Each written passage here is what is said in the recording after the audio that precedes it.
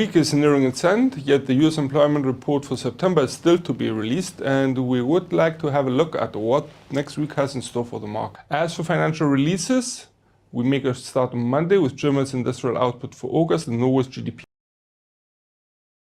rate for the same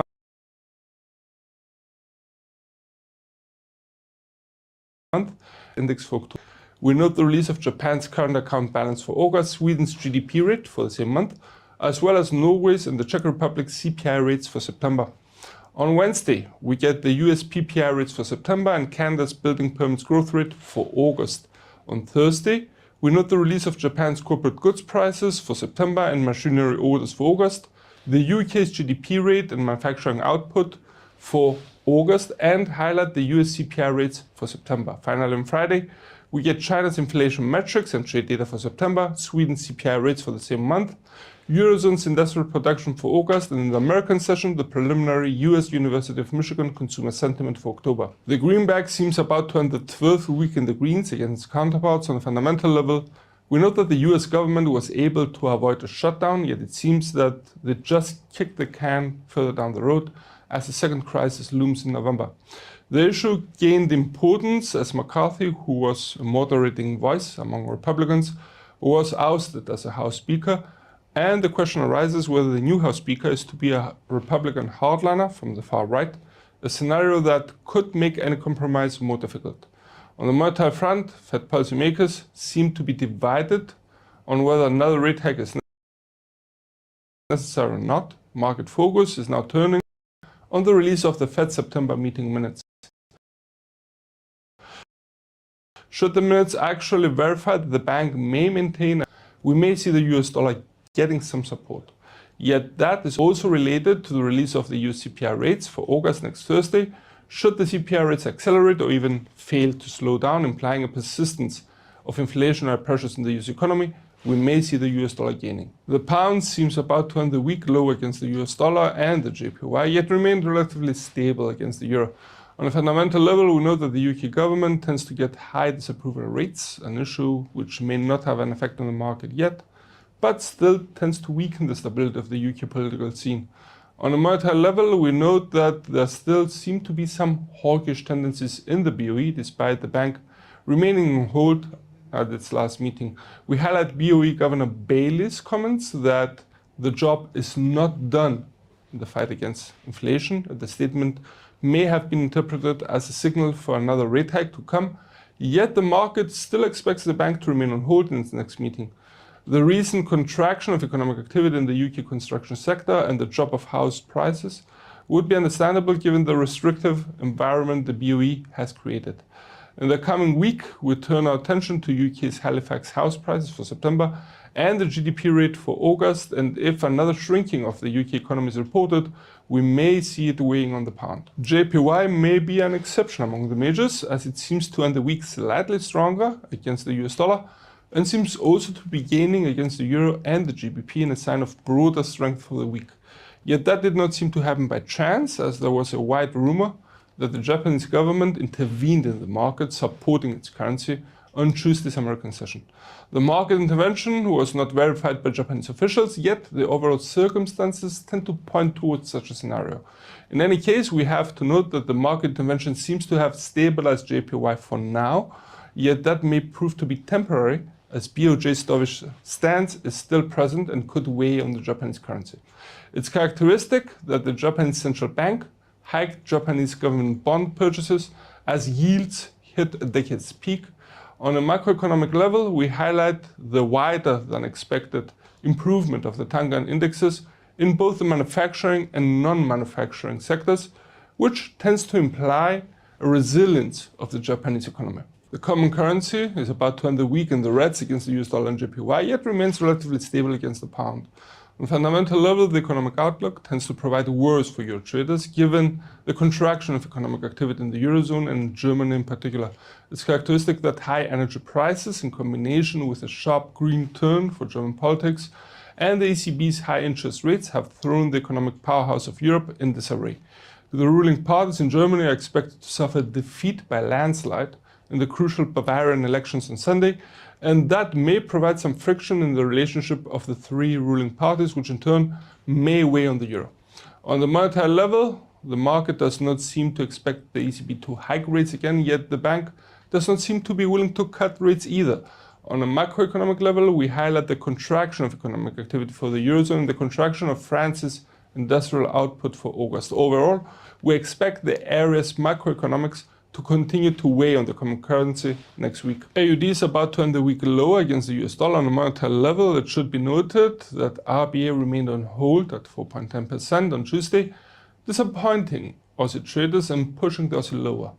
Governor Bullock's accompanying statement overall did not show any signs of intentions for another rate hike, although it was noted that the bank may proceed with further tightening of monetary policy if it's necessary, and we tend to expect the monetary outlook to weigh on AUD. On a more fundamental level, we note that the Aussie as a commodity currency may prove to be more sensitive to market sentiment, hence a more risk-on approach by the market may provide some support for the Aussie, while on the contrary, a more risk-averse environment may weigh. The main release of the week may prove to come from elsewhere, as China's trade data for September are due out on Friday. The main interest of Aussie traders is expected to be placed on the import growth rate, and a possible improvement could provide some support for AUD, given the close Sino-Australian economic ties. The loonie is about to end the week in the reds against the US dollar, yet the US and Canadian employment data for September are still to be released and may alter the direction of the pair. On the monetary front, we note that the Bank of Canada seems to remain hawkish, given the recent comments of Deputy Governor Vincent. Should BOC's hawkishness be maintained, we may see the bank's stance providing some support for the CAD in the coming week. On a more fundamental level, we note that the drop of oil prices tended to weigh on the loonie. We expect that should market concerns for the demand side of the commodity intensify in the coming week, given that OPEC's low production levels are not cut deeper, we may see oil prices weakening further, a scenario that may weigh on the loonie in the coming week as well.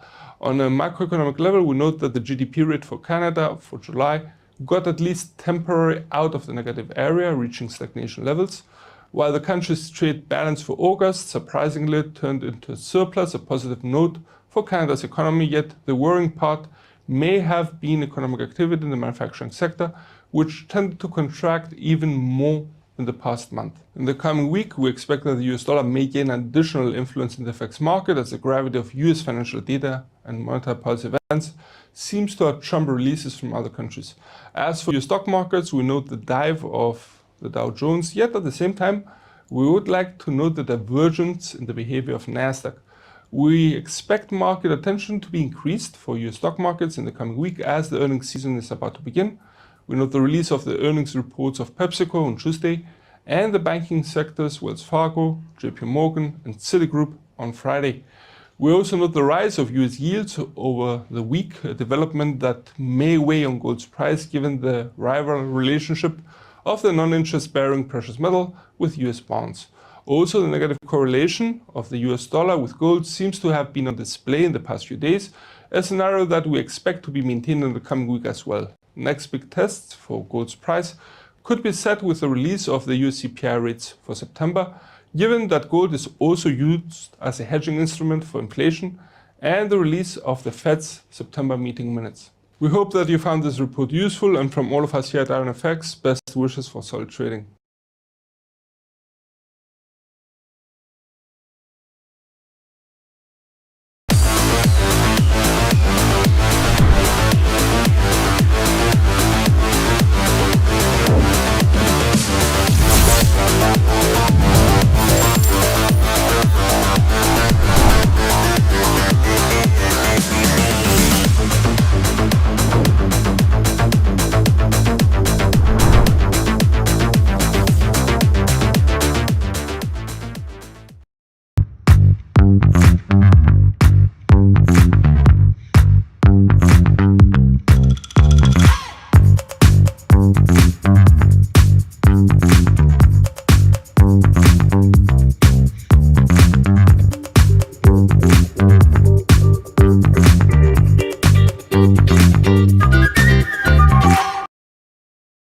Everyone, today we are going to talk about risk sentiment.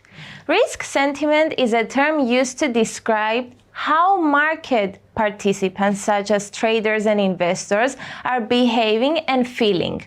Are they seeking risk when they feel positive about the economy, or are they seeking safety because they feel the economic outlook is gloomy? What traders buy or sell involves balancing how much they are willing to lose with how much they want to make. Risk sentiment can be viewed as an expression of traders' and investors' readiness to take on risk. This entails understanding risk and the market's risk attitude, as well as determining how much risk you are willing to take with your money and assets in a certain time frame. Risk sentiment is the general mood of the financial market. The exposure to the possibility of danger or loss is referred to as risk.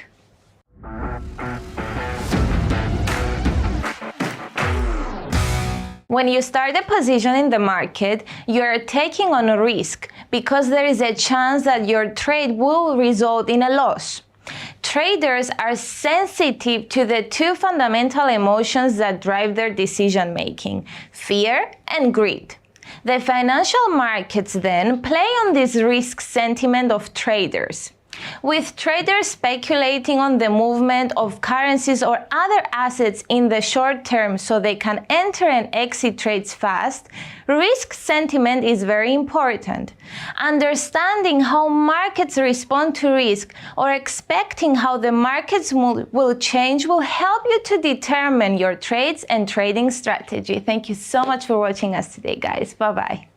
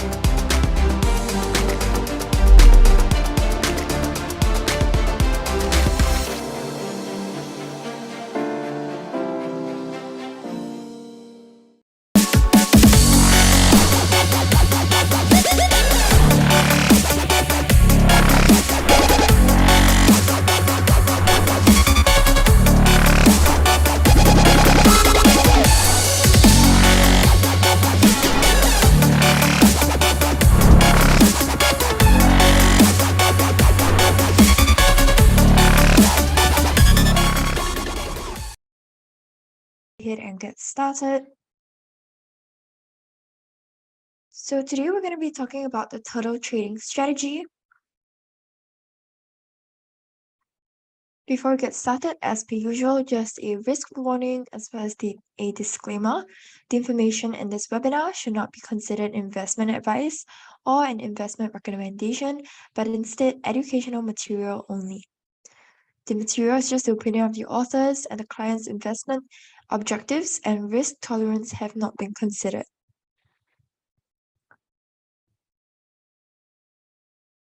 IronFX is not responsible for any loss arising from or from any information contained herein. Redistribution of the material is strictly prohibited. Okay, so I'm Melanie and I'll be your speaker for today. I'm from Everest Fortune Group, who are finalists for Best FX and Equity Research in the years 2019, 2020, and 2021. Okay, here's our agenda for today.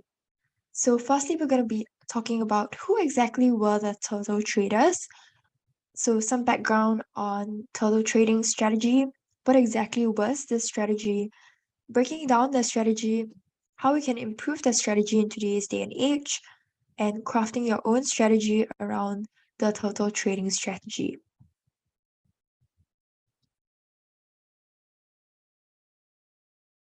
Okay, so let's go ahead and get started.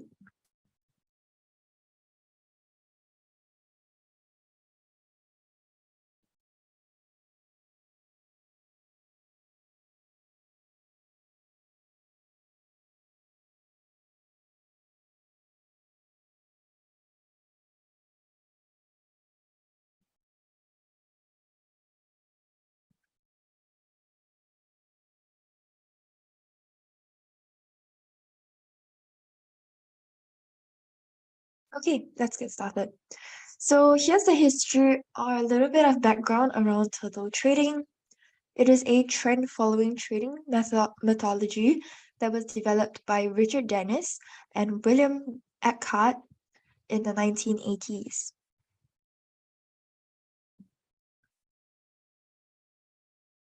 So the turtle trading strategy, also known as the turtle trading system, is a famous trend-following trading methodology developed in the 1980s.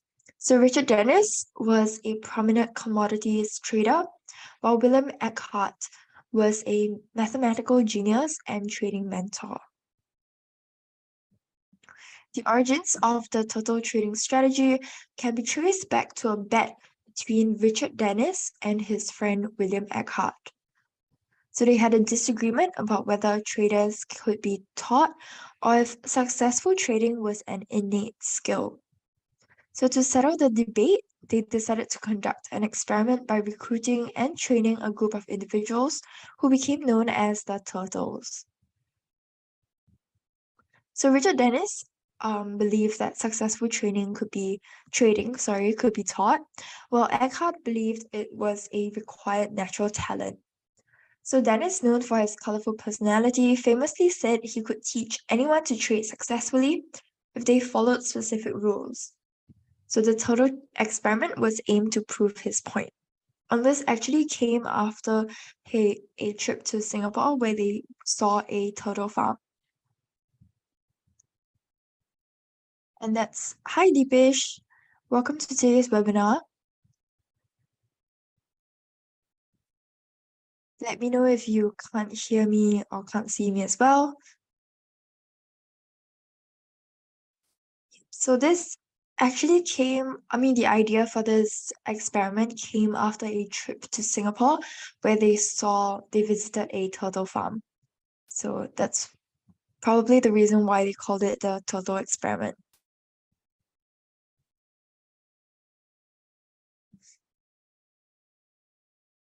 So in 1983, Dennis and Eckhart selected a diverse group of people, and there were actually a couple of thousand of people who applied to be part of this turtle trading experiment.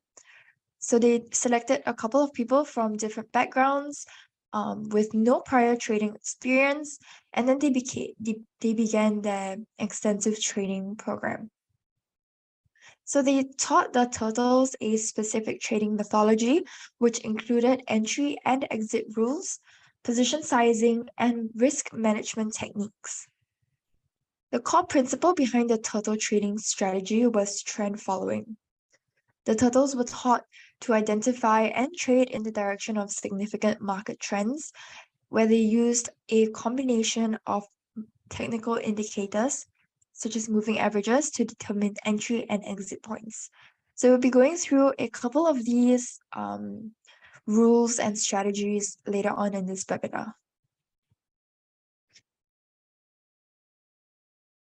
So they were also trained in strict risk management rules. They were instructed to follow a position sizing methodology known as the N unit.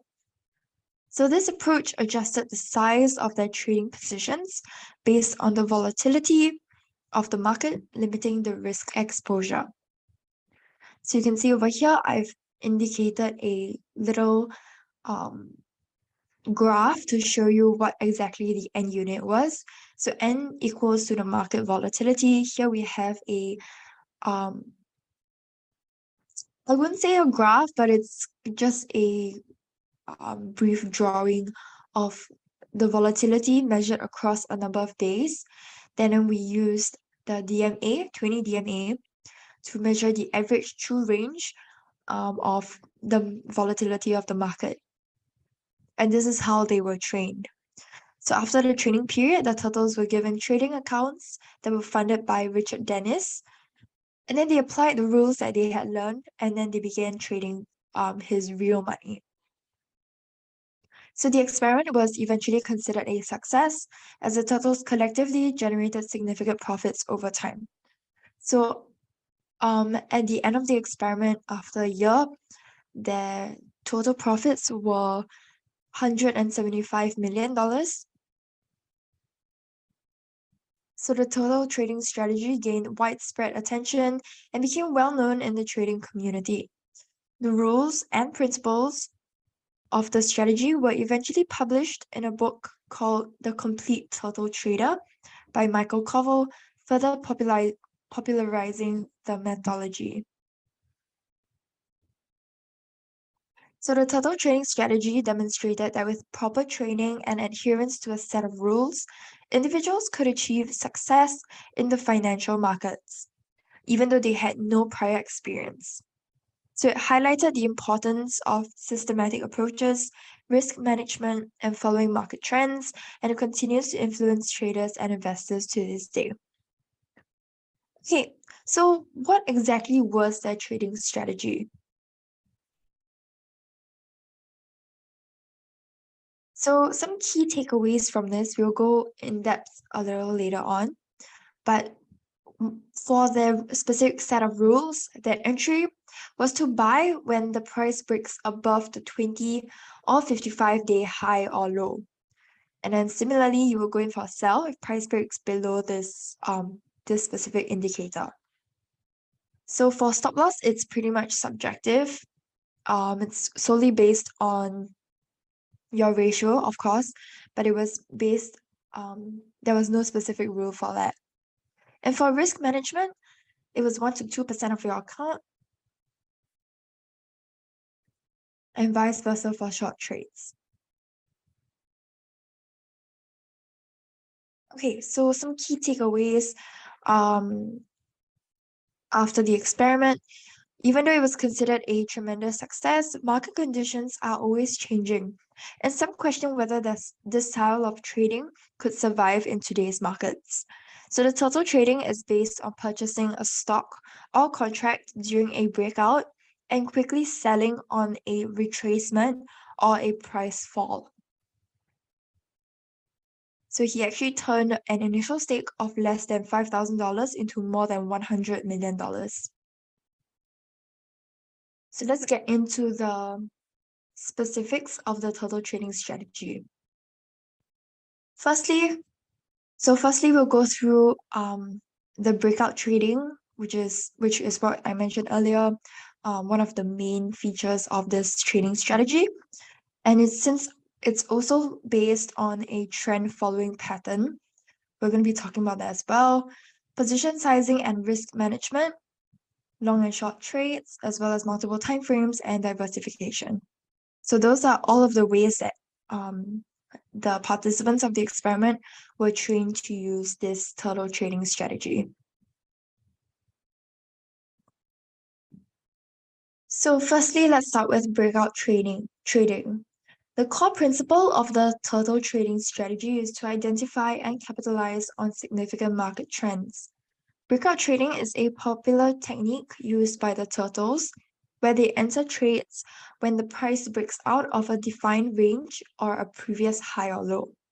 So this approach aims to capture the momentum of a new trend and ride it for maximum profit. So in this case, they use the Donchian channels, which we'll get into in a little bit. Okay, next they looked at trend following. So turtles primarily focused on trend following, which means they trade in the direction of the prevailing market trend. So they use technical indicators such as moving averages or Donchian channels to identify the direction of the trend. Traders can employ various trend following techniques to enter trades when the trend is established and exit when it shows signs of reversal.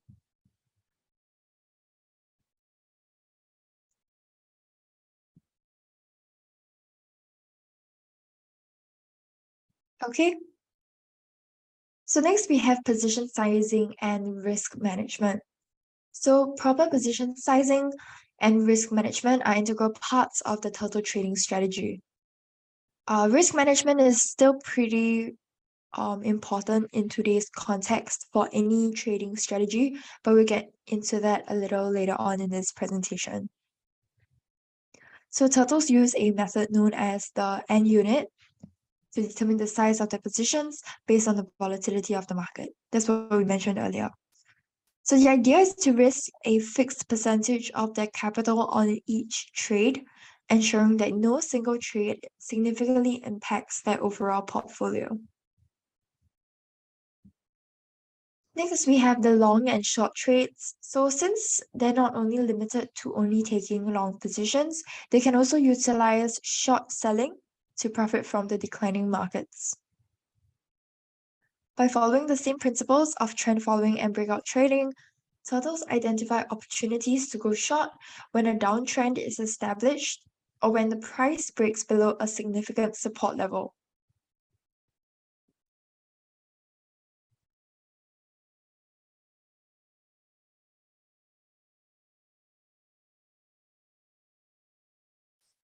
Okay, so multiple timeframes. Turtles often analyze multiple timeframes to gain a broader perspective on the market. They might use a higher time frame, such as the daily or weekly chart, to identify the overall trend, while using lower time frames like the hourly or 15-minute chart for precise entry and exit timing. So this multi-time frame analysis helps them to capture both the big picture trends and the shorter term opportunities. So even though in this slide we are saying that they analyzed multiple time frames, the main time frame that they use to actually trade on is only the daily time frame. So there was a rule that was set by the originators of this experiment to only trade on the daily time frame.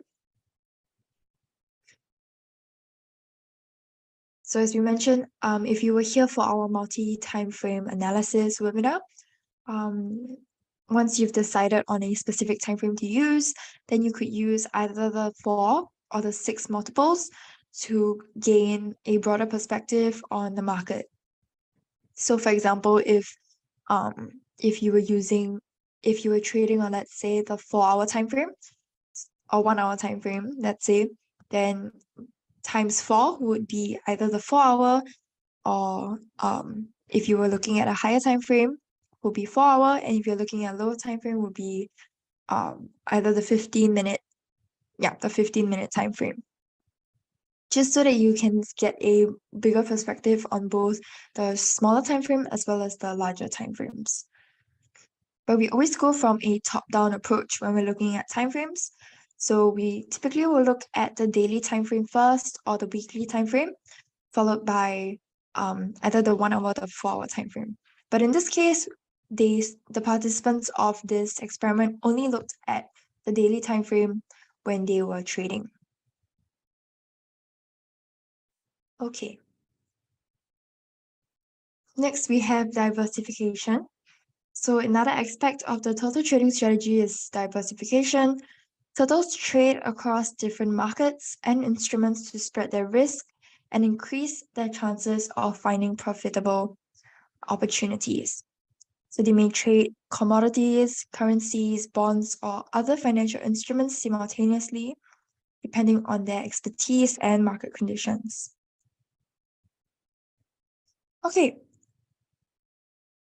so let's break down their strategy.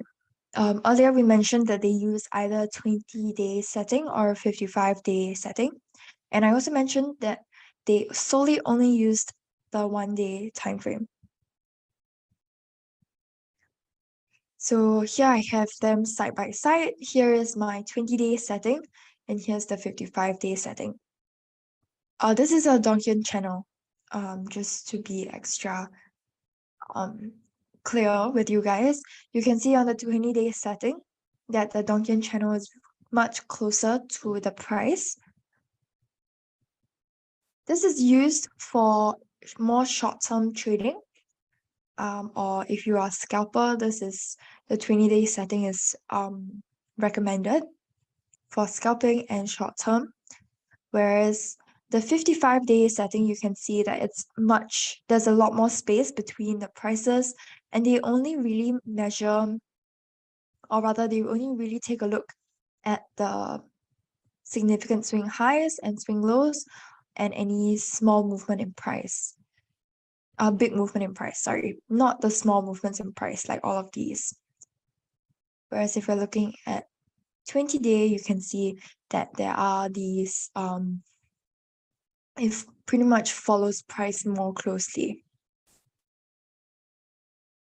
So for on the 55-day setting for the Donchian channel, this is more for long-term traders because it's more refined, and this is typically what we recommend as well. It's a better way to trade as well, or it's more useful compared to the 20-day setting.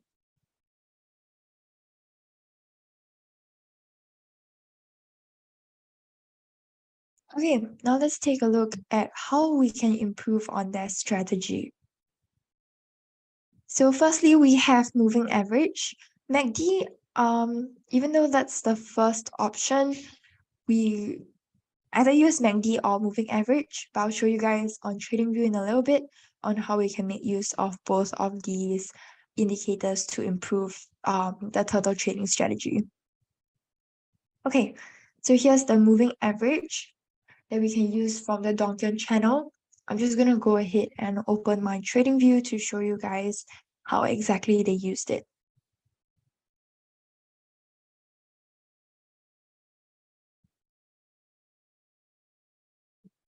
Okay, so over here, we're looking at Euro USD. Let me just clear my charts. Okay, so they analyzed it solely on the daily time frame, but as we mentioned earlier, they did look at the weekly time frame, so let's go ahead and look at weekly as well.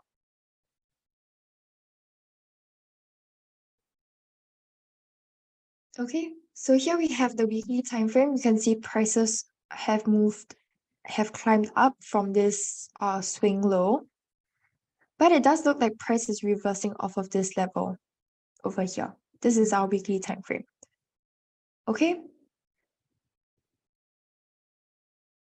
Okay, my mouse isn't working today, so I have to use the keypad, or rather the mouse pad on my laptop. So if you can hear that, that's the sound of the clicking. Okay. So here we have the daily time frame. You can see prices are climbing up. So I'm going to pull out our Donchian channel.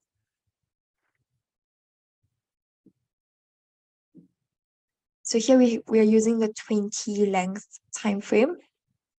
I'm going to go ahead and remove our moving average first. So we're just solely looking at the channel for the time being. Okay, so how they trade was that, for example, over here,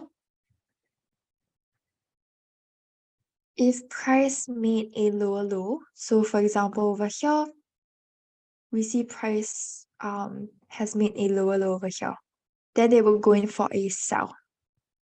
That's basically the rule that they had. So from here, if price cuts below the previous low, then they will go in for a buy, for a sell, sorry. Yeah, but if we're talking about stop loss as well as take profit, as we mentioned earlier, stop loss is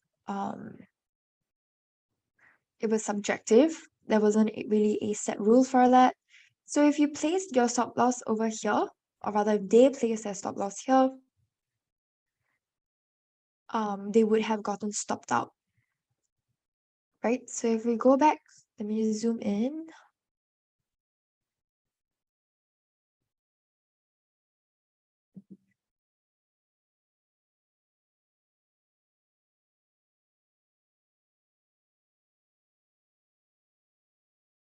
Okay, so we're looking just solely over here.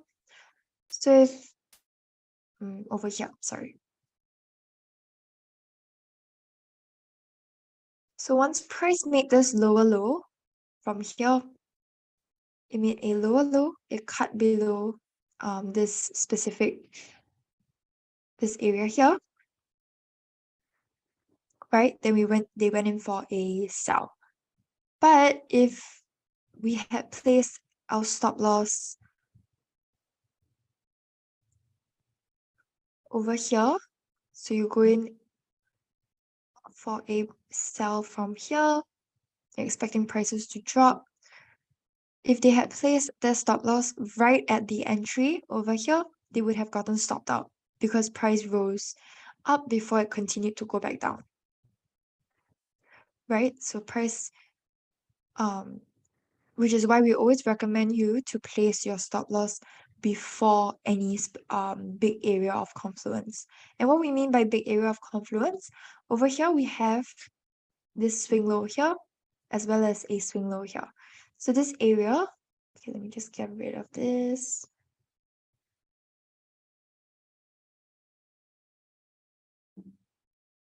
So when you have this area here, this is considered an area of confluence since price has tested this area many times before. Okay, see, I can even drag it all the way back over here. Okay, price testing this area many times. So this is what we call a confluence area.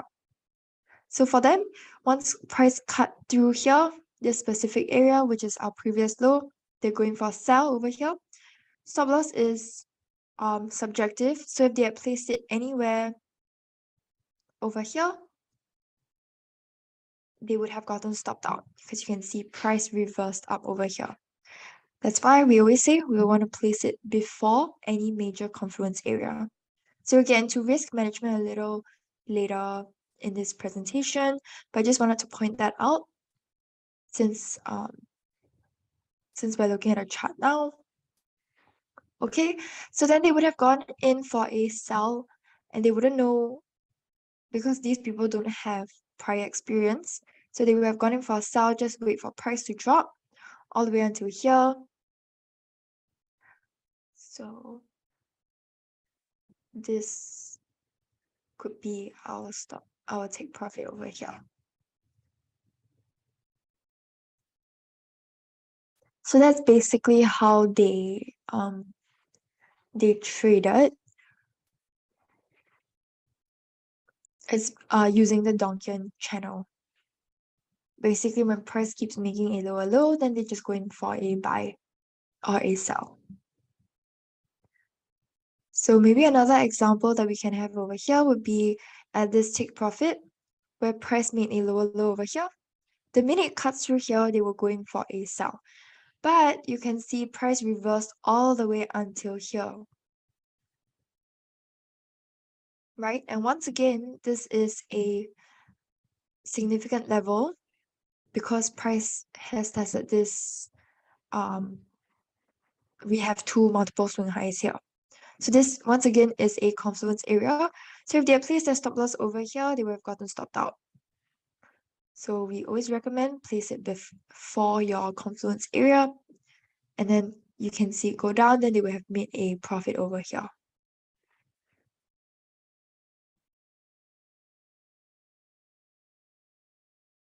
Okay, so that's basically how they use just channel. So now let's take out let's add, okay, let's also change this to 55.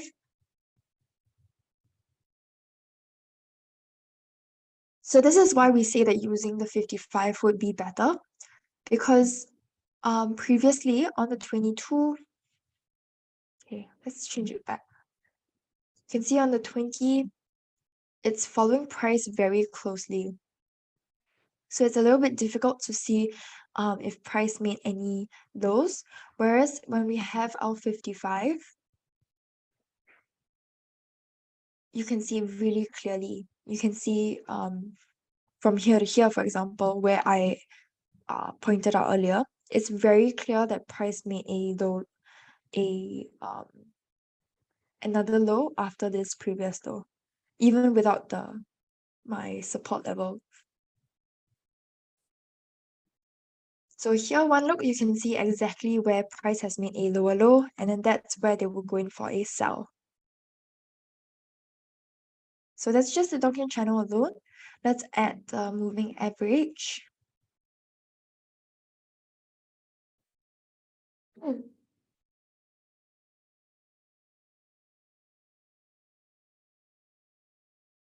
Okay, so similarly, as we mentioned earlier, they would go in for, they're looking out for breakouts. So an example of this would be over here, for example, price is moving below the moving average, but then once it comes up above here, above the moving average, they will go in for a buy. Which of course you can see that it did drop, which is why we say again, depending on where the stop loss is, if it was here, it would have been fine, but if it was exactly at the swing low, they would have gotten stopped out before price reversed. Because you can see price did reverse here, and then it went back up, and they would have made this much of a profit. So it's not the best trading strategy, of course. Now that we are in modern day and we know some other trading strategies, but this is basically what they did. A very simple set of rules to follow, which actually resulted in them making a big amount of profit in the span of 1 year. And the thing is that they couldn't miss out on these breakouts as well, because since they're trading on the daily, they only have 365 days minus the weekends to trade as opportunities for them to trade in the experiment. Okay, so whenever they saw a breakout like this, they had to go in for it.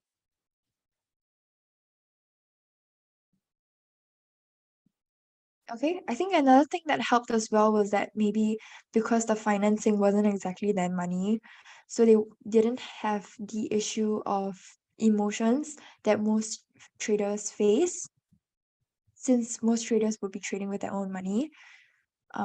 Yeah, but the money wasn't theirs, and they also had the confidence of an experienced trader backing them up, telling them that this strategy was going to benefit them. So since they didn't really have any emotions as well as insecurities that were tied to this trade, it was probably easier for them to trade as well. Okay, so that's basically the gist of what happened or how they used to trade. So let's get back into another way that they use this trading strategy. So after using the Donchian channel, they also made use of stochastic. So let's go ahead and look at that.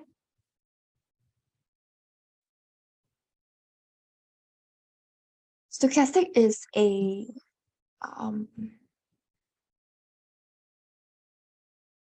let me just change this. Okay, it's fine. It's an indicator that we like to use as well, because it shows us the momentum of price as well. So typically in today's day and age, how we use stochastic is by looking at trend breakouts. It's by looking at divergences as well. If you were here for our stochastic webinar, you would know that. So similarly, how they used it as well in combination with the Donchian channel is by simply looking at whether it's overbought or oversold. So you can see over here it's oversold, right? So then they were going for a buy. That's basically how they used stochastic. So they didn't look at divergences at hidden resistance and support levels like we do today. They just looked at if it's overbought, then they were going for a sell. If it's oversold, then they were going for a buy. That's what they did back then. Okay. Okay, let me know in the chat if you guys have any questions as well. We're just going through what exactly they did and how exactly we can improve on it with our hindsight, now that we know better. Okay, so now let's talk a little bit about trade management, which I mentioned a little bit earlier on. So why is trade management so important? So firstly, it's to control risk. So by having trade management strategies such as stop loss orders and position sizing, it helps traders to limit their potential losses and manage their overall risk exposure. So earlier on, I was talking about how where exactly is a good idea to place your stop loss. In terms of position sizing in the context of the experiment, they actually position sizing, they only placed 1 to 2% of their total capital.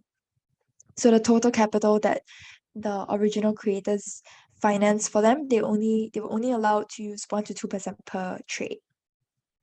So that helped in terms of position sizing. Stop loss was completely subjective and completely up to them.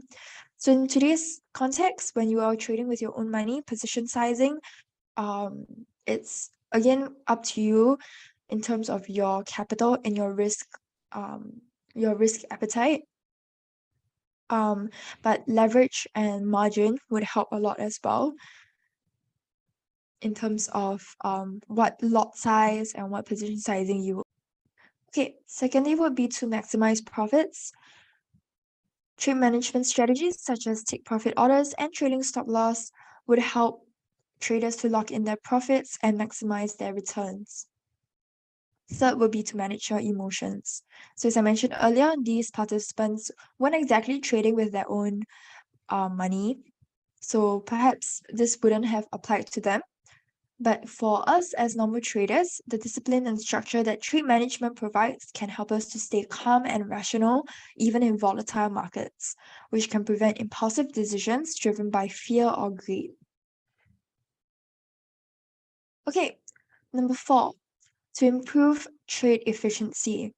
So if you have a well-defined trade management plan, traders can make faster, more informed decisions and avoid the cost and time of having to constantly monitor and adjust your positions.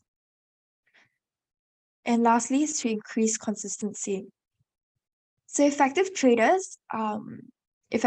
management rather, can help traders to achieve consistent results over time by reducing the impact of individual losses and maximize the impact of winning trades. So in summary, trade management is important regardless of what trading strategy you use. If you're interested in looking in using the total trading strategy, it's important to implement your own trade management as well. Okay, so right now let's take a look at some trade management strategies that you can implement together with total trading strategy as well. So earlier on, I was talking a bit about confluence. Over here in the slide, we're talking about Fibonacci confluence, but as I mentioned when we were looking at the chart, it's confluence pretty much for anything. So if you have a couple of swing highs that lie in the same area, that's a pretty strong level. And if you combine that together with, let's say, a Donchian channel or a pivot point indicator, and all of those levels line up, that's a confluence area as well. So it doesn't only have to be for Fibonacci. But in this case, we're talking about, in this slide, it's talking about Fibonacci. Okay, so stop loss, earlier I was mentioning that you place your stop loss beyond a key confluence area. Why? Because price is attracted to strong areas of confluence. So earlier on, I showed you that if you placed your stop loss right before a area of confluence, then you'll get stopped out. So similarly, if your stop loss is right before instead of beyond it, you'll likely get stopped out before the market reverses, which is what I showed you guys in the chart. So take profit, on the other hand, we want to place it before a key confluence area. And why? Because when price reaches the confluence area, there's a high chance that it will not be able to go beyond it. And instead of reaching your profit target, it reverses back to your entry, or even worse, to your stop loss. So this is also one of the reasons why people complain that the market is being manipulated, because they miss their take profit by 1 pip. Okay, so here's just a diagram to show you the proper stop loss and take profit placement. So this applies for really any kind of trading strategy. So the proper stop loss and take profit placement ensures that you maximize your wins and minimize your losses. So for example, in this example over here, I showed you guys this red area is our confluence area, and that's where we place our stop loss beyond it. So over here you see similarly major resistance area, which can be considered as our confluence area, stop loss, we'll place it beyond so that we don't get stopped out. Similarly, for take profit, we want to place it before a major confluence area so that there's a higher chance that price will hit our take profit before reversing off. So let's see if we can find any potential take profit areas.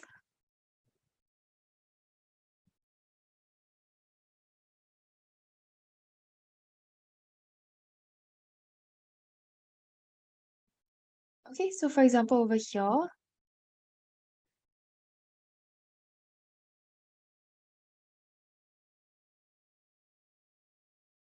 okay, if I had placed my, okay, let's say,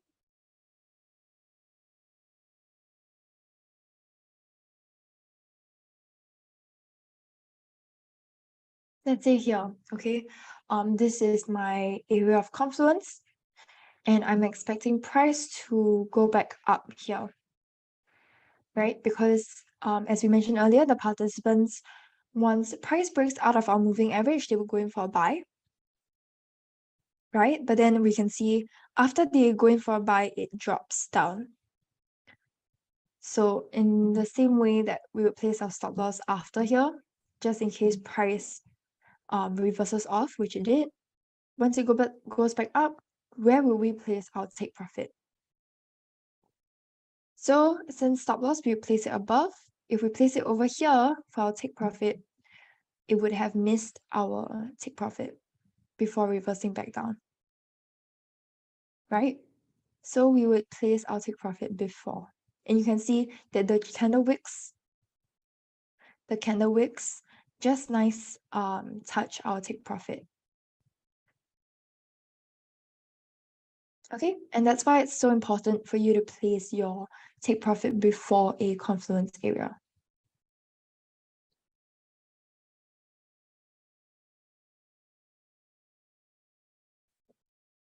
Okay, let me know if you have any questions, but we're just going to go through some risk management techniques.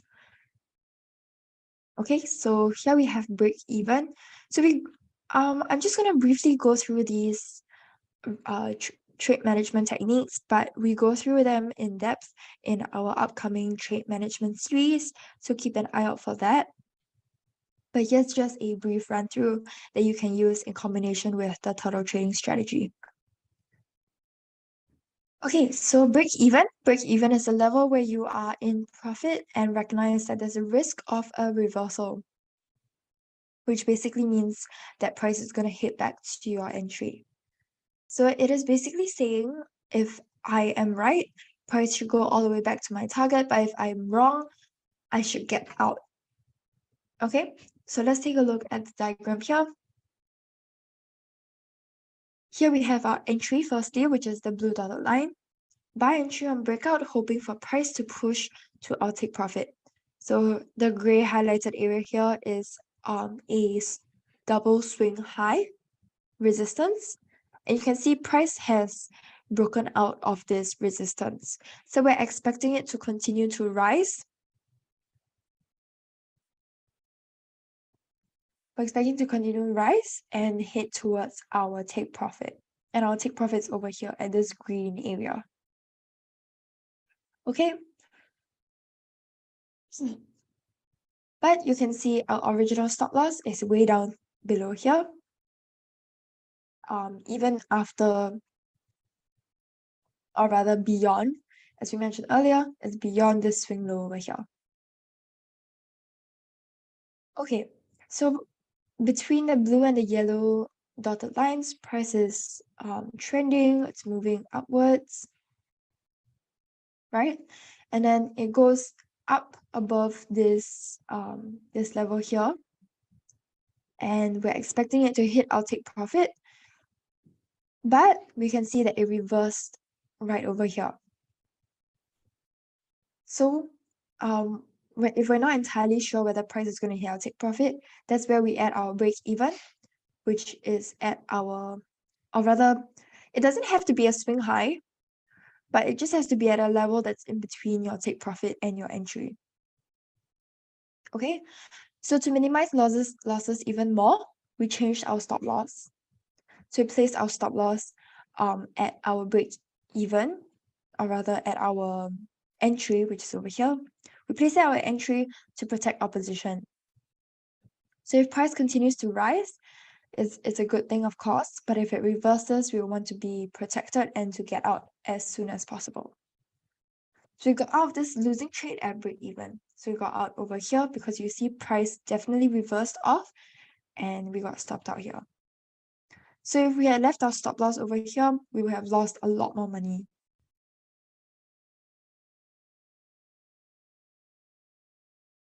Okay, next we have idea invalidation. So idea invalidation is usually placed before your stop loss. Is the level which you basically admit I'm wrong, let me get out. So when this level is reached, your take profit is moved to your entry, giving you a small chance to get out at break even. So let's look at the diagram here once again. Your entry, same thing, is over here. We're expecting price to drop all the way down to our take profit over here. Okay, so it's going down nicely, and then over here it reverses and it heads back up. So once it hits our entry, then we realize that we're wrong, and then that's where we place our take profit to our entry. So that gets us out of our losing trade. So you can see once we realize that we're wrong, we place our take profit at our entry, and then we get out of the trade at break even before price rises further and would have stopped us out. So this is two ways in which you can minimize your losses.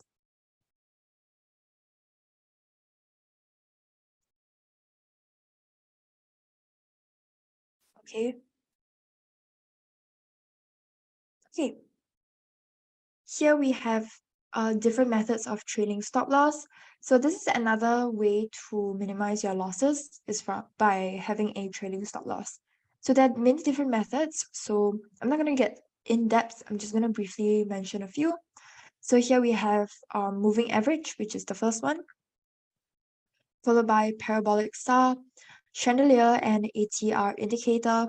And then over here, we have the support and resistance levels and a combination of these methods. Okay. So these are really important when you are using any kind of trading strategy.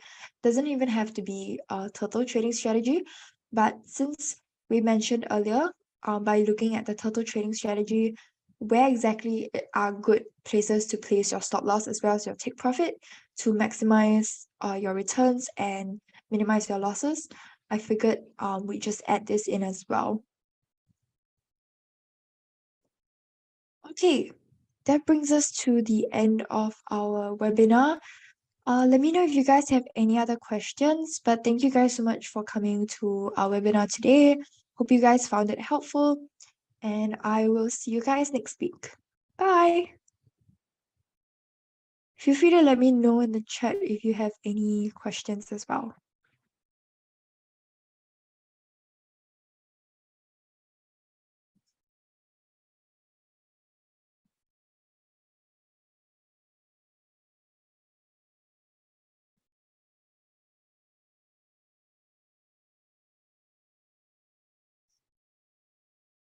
Okay, seems like there are no questions, which is great.